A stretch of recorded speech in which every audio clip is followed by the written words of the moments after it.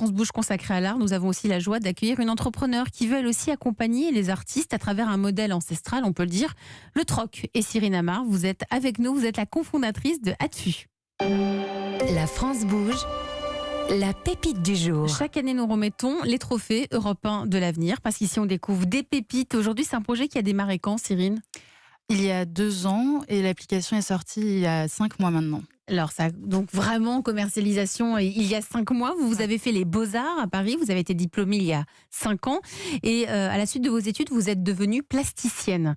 Oui. Vous avez eu de nombreux petits boulots pour gagner votre vie, et vous avez fini par monter ce projet Adfu, pas toute seule, avec Clémentine et Clara, vos associés.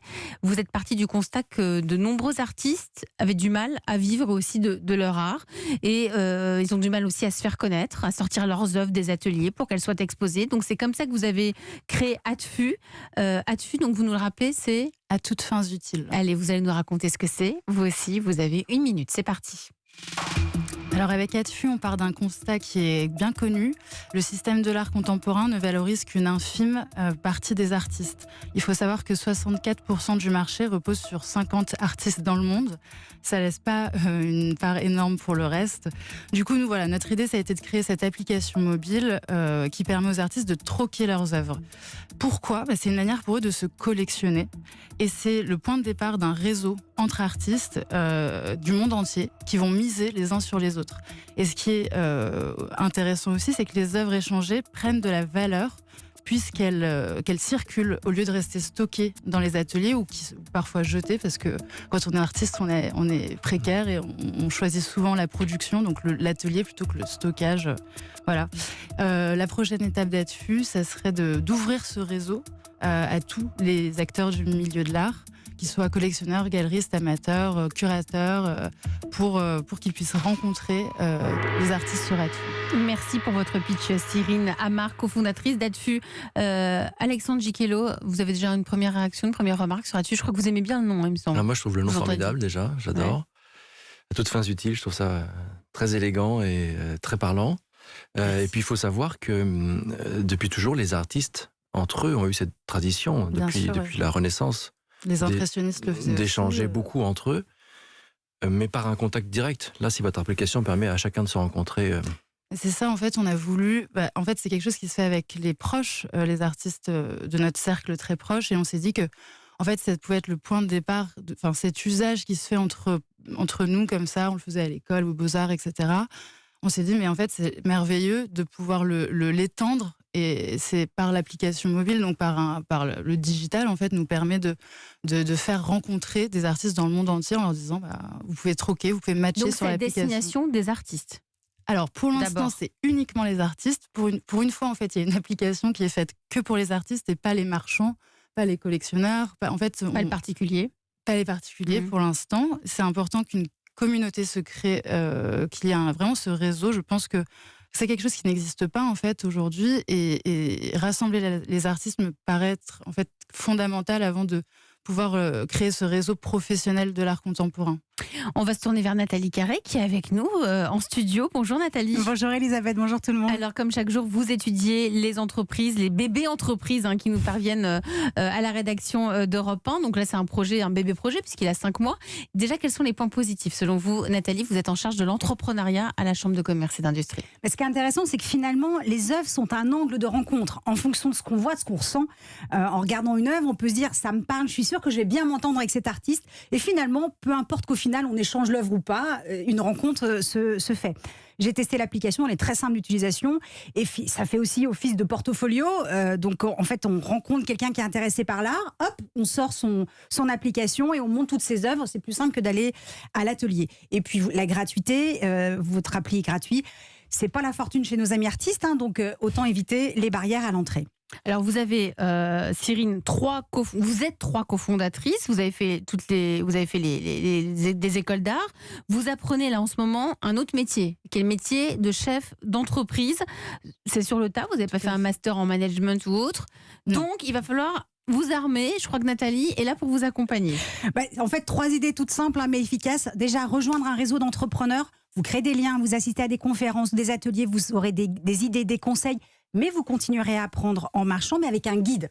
Deuxième idée, vous vous entourez d'un mentor, une personne qui a de l'expérience, qui n'est pas votre associé, mais qui pourra vous aiguiller, vous conseiller, vous guider. Alors vous avez jusqu'à 30 ans, vous avez 31 ans, on peut se négocier un peu. Il y a le Mouv'J, par exemple, qui fait ça et qui vous aide. Et vous créez cette fois-ci un réseau d'entrepreneurs. Et puis un prêt d'honneur. C'est bête, mais il y a effectivement le financement d'un prêt d'honneur. Mais derrière le prêt d'honneur, vous avez un réseau d'entrepreneurs et quelqu'un qui, pareil, va vous servir de guide et de mentor pour vous accompagner pendant au moins 3-4 ans.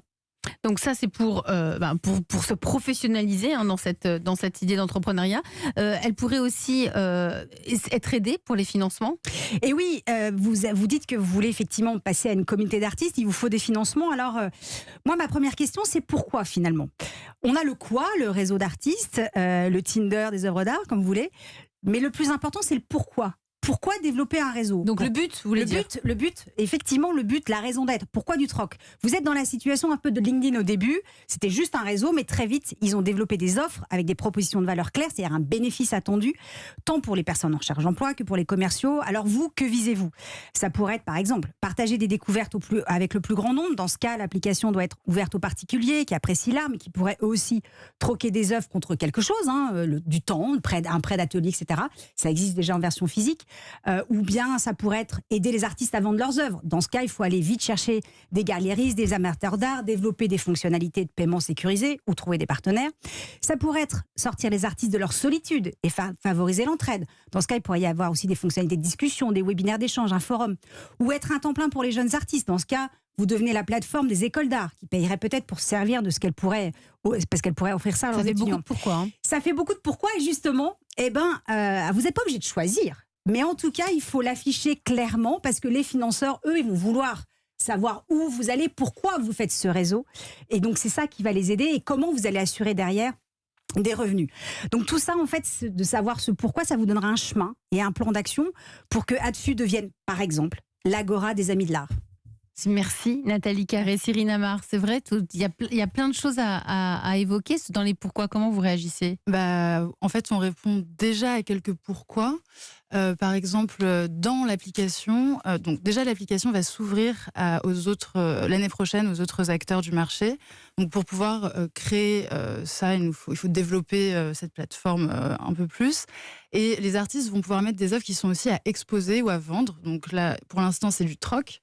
Mais dans un an, ils pourront déjà étendre leur réseau à des collectionneurs, des galeristes, etc. Et dans cette application, il y a un portail qui est pour les étudiants aujourd'hui ou les gros studios d'artistes qui ont besoin de s'organiser. Donc en fait, c'est ce portail qui va nous permettre de financer, vu qu'en fait, on va avoir des écoles, des institutions, des fondations.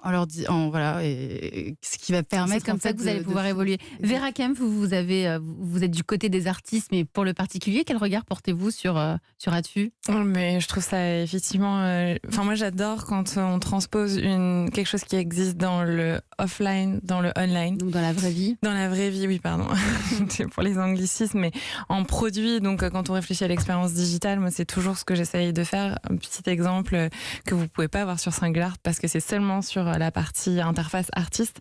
C'est qu'on utilise la petite gommette rouge dans le back-office des artistes quand leur œuvre est vendue.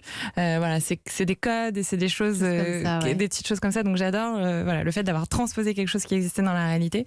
Et je me dis que dans les pourquoi que vous avez cités, il y en a un ou deux qui sont des choses qui existent dans la vraie vie déjà et que donc les transposer en digital, ça ferait tout à fait sens. Vous, Vera, vous êtes en train de faire du bien aux artistes parce que même s'ils ont déjà connu, même si c'est leur métier, puisque ce sont les conditions pour figurer sur Singular, vous leur permettez un rayonnement international. En fait, exactement, tu as donné les chiffres pour dire qu'il y a finalement très peu d'artistes qui font le marché de l'art aujourd'hui. Et ce qui m'a le plus frappé en fait au début, c'était de voir à quel point c'était toujours les mêmes noms que quel que soit le pays, les gens connaissent à peu près toujours les mêmes noms, alors même que dans leur pays, ils sont capables de citer des noms d'artistes de leur pays, mais qui sont complètement inconnus dans le pays voisin. Donc vous avez des missionnaires qui vont Singular, qui vont dénicher les artistes. Comment vous faites ? On a plein de sources différentes pour dénicher ces artistes et après 5 ans, on a aussi beaucoup de candidatures spontanées. Mais l'important pour nous, et en fait, c'est de montrer que 90% des ventes qu'on fait, c'est effectivement entre un collectionneur et un artiste qui habitent pas le même pays. Tout simplement parce que les galeries, c'est des boutiques locales avec un ancrage local et une diffusion locale et qu'il y a très peu de galeries qui ont une envergure internationale, donc très peu d'artistes qui ont cette envergure.